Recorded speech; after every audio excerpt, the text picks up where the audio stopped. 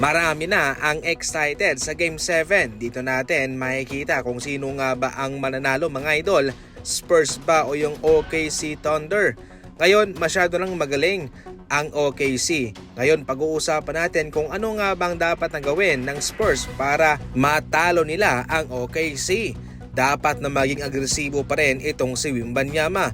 Kung siya agresibo, especially sa Game 6 kung saan siya tumala ng 28 points, 10 rebounds, 3 blocks, ay nanalo sila.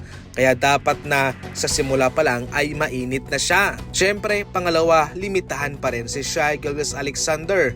Nakadepende rin to minsan sa mga referee. Siyempre, magaling din itong si Shai, pero dapat na malimitahan pa rin siya sa kanyang scoring. Malaking advantage na mga idol yung paghihirap niya sa kanyang shooting sa ngayon nag-i-struggle talaga siya. Kaya dapat na sakalin ng depensa ng Spurs itong si SGA dahil wala nga ho si Jalen Williams, out na siya sa Game 7.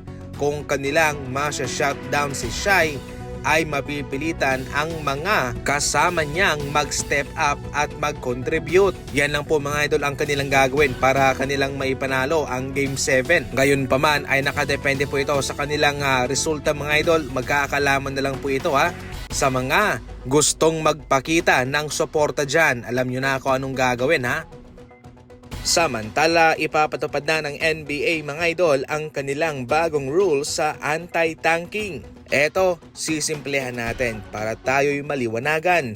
Kung noon, kung mayroon kang worst record, mataas ang chance mo. Kaya nagpapatalo ang mga kupunan.